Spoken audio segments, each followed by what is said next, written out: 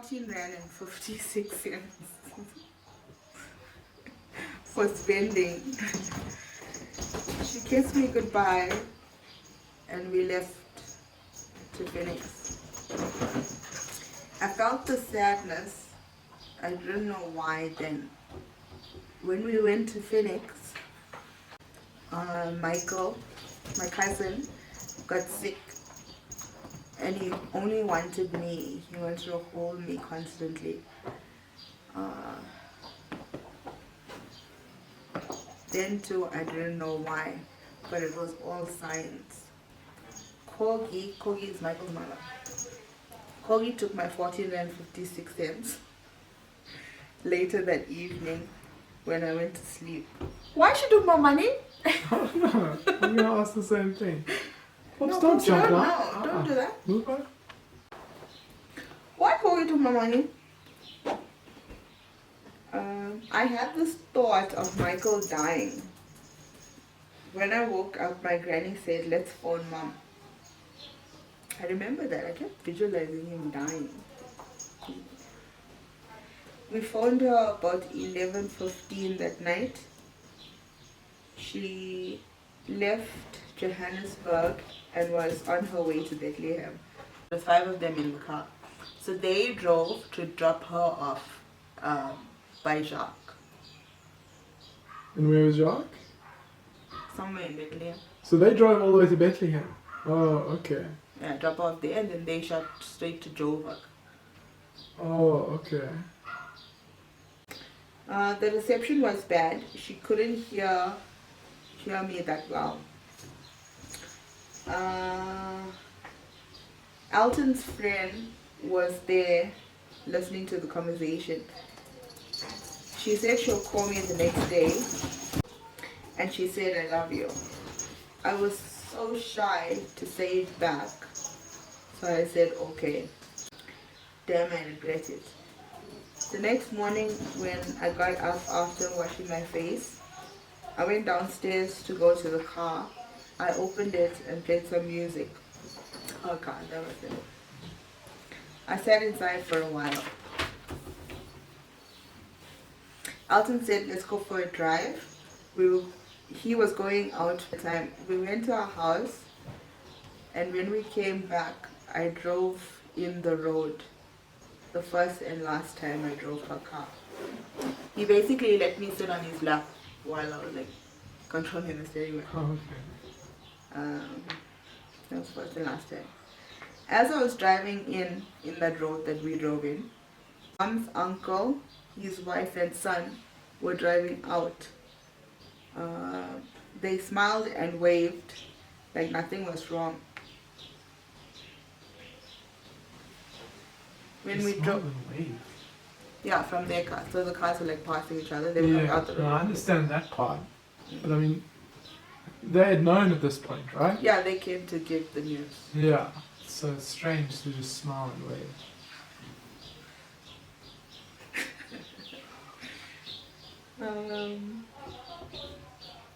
When we drove in the yard, I wanted to take the car down to the house. But Alton said no. I asked why. He said, look at the house. Something happened. I looked down and saw so many people in the house. Straight away, I thought Calvin and that something happened to Calvin. Then immediately, my thought went to my mom that something had happened. Then I said to myself, no. As I was walking down, I saw my grandfather wiping his eyes.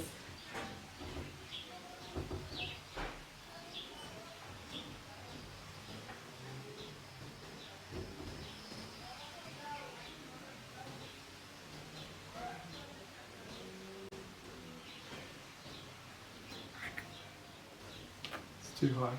Let's take a break.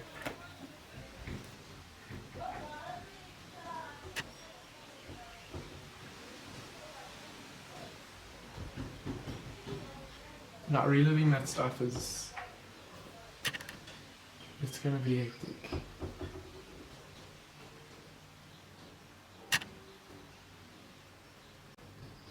Sorry.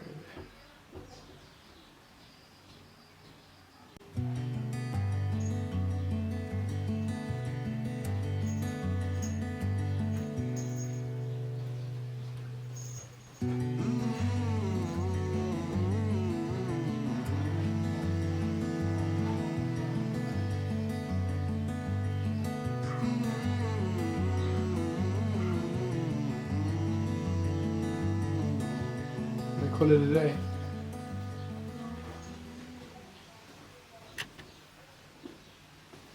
Right. Yeah. Okay. So I saw my grandfather wiping his eyes. That thought was coming in my head again and again that something happened to my mom. I hadn't reached the house yet, you know. But you're still in the car? No, when I jumped out the car, I'll never forget the moment my feet touched the floor, instantly I thought Calvin, and then instantly I said no, it was my mom. But not knowing anything. My uncle Adrian came outside towards me, crying. He said, "Baby, I'm sorry.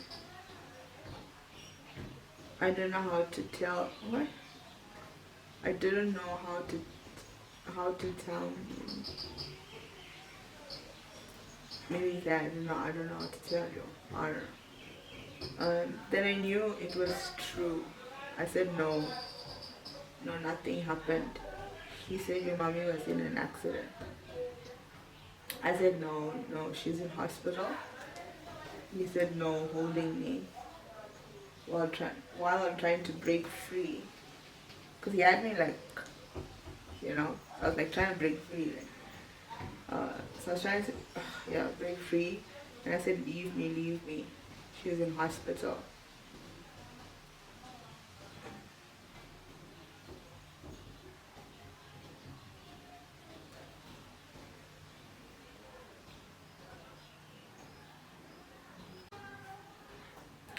I know she's in hospital.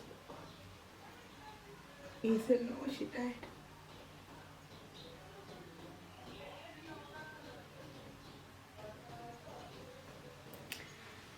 No, I said no.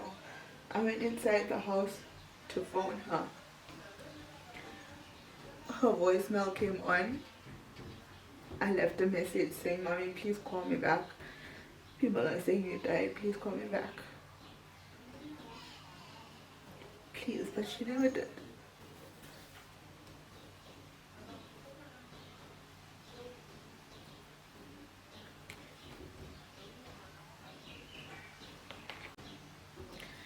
Then I went upstairs and all the people were around my granny.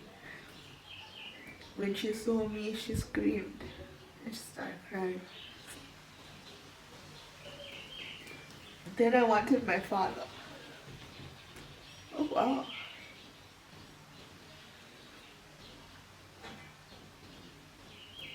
But my grandfather didn't want us to drive. My grandfather developed a heavy fear for anyone driving immediately.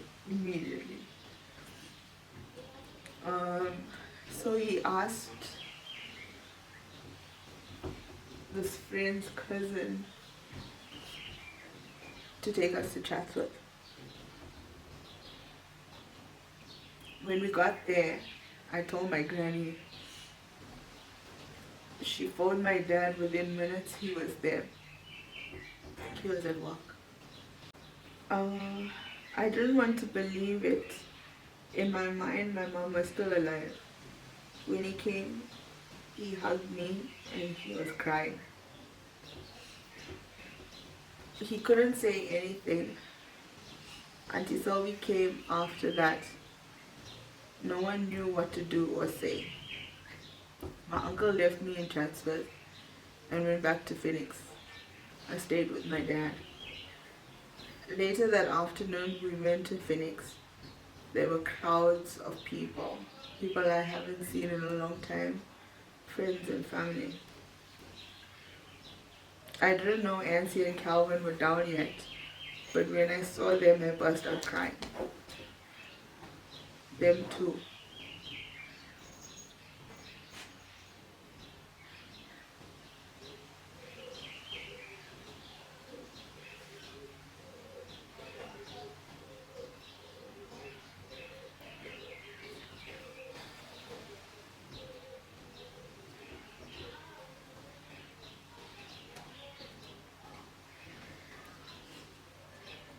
I didn't know what to think or what to do. I was all messed up. The whole family was messed up. Saturday, Sunday, Monday passed.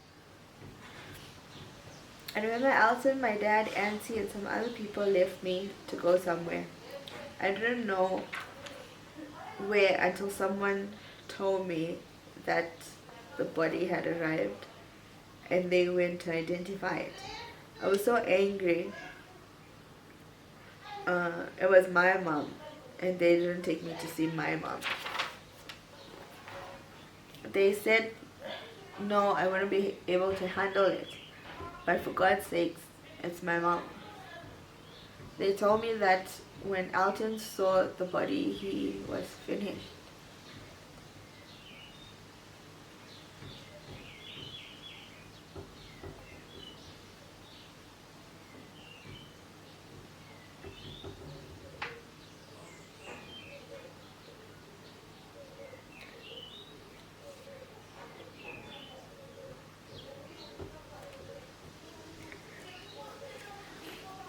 The Tuesday, I got ready, and I didn't want. I didn't want to eat, but Daddy forced me. We went to Phoenix. The marquee was up. People were coming in, and I was ready. Can I have some tissue, please? Paper towels.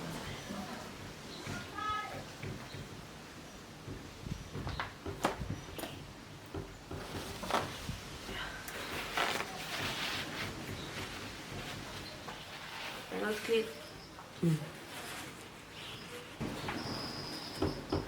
The marquee was up and people were coming in. I was waiting for my mommy. If it was really her.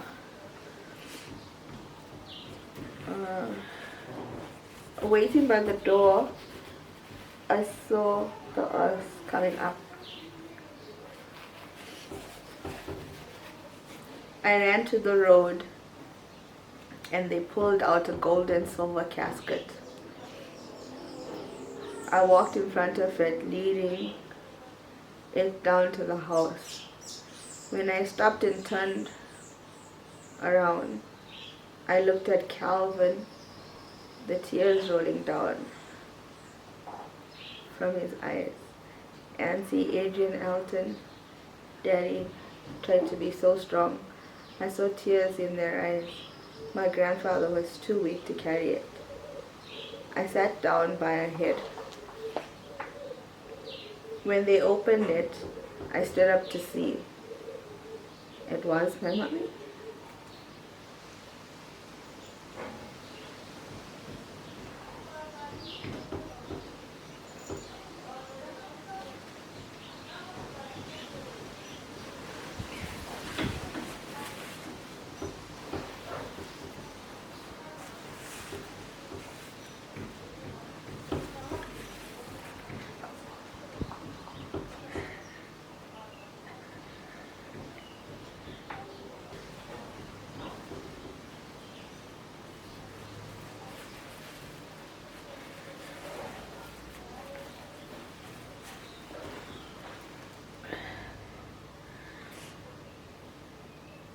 Why? Sleeping there. God without me. I reached out my hand to close her eyes. My dad helped me. She was so cold, so still. I put a baby picture of me next to her, hoping she would wake up for me. But she didn't.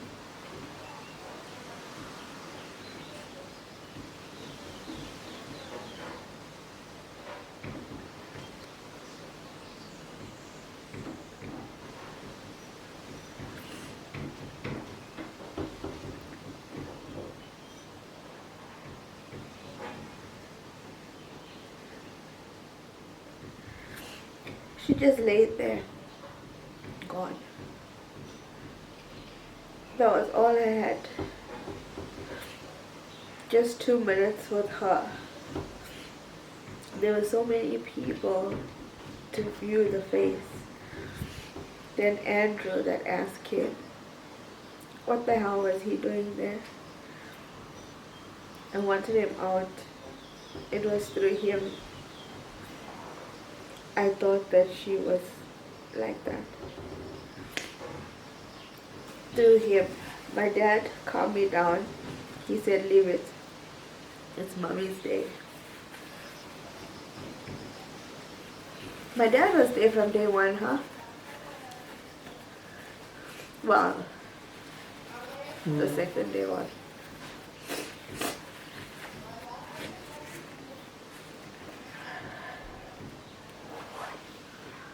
It was time to go to church.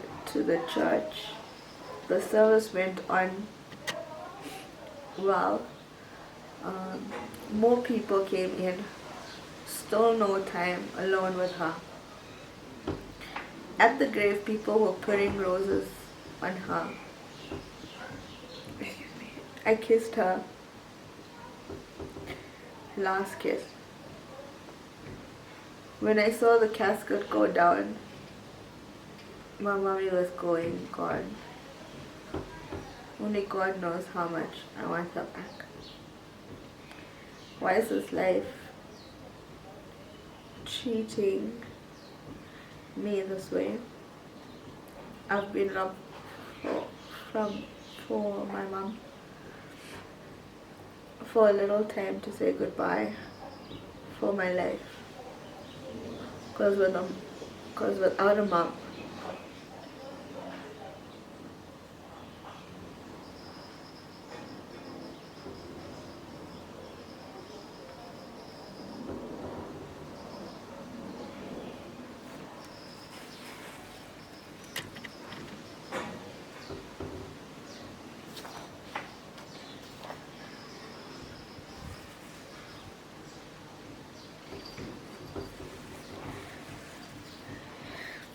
this better be worth it.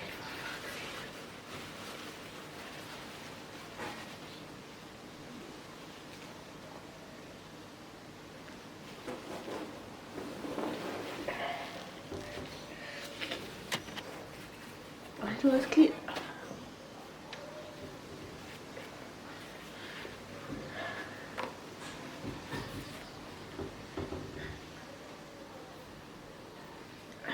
Because without a mom, you have no life.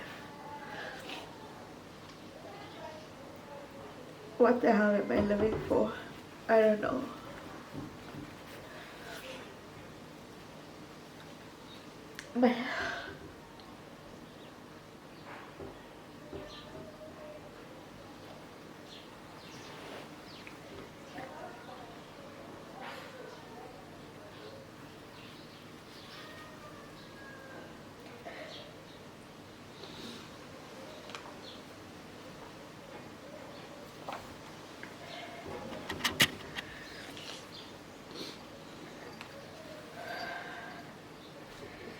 My life has been miserable ever since.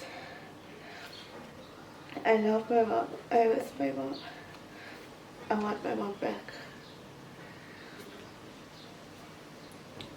Oh.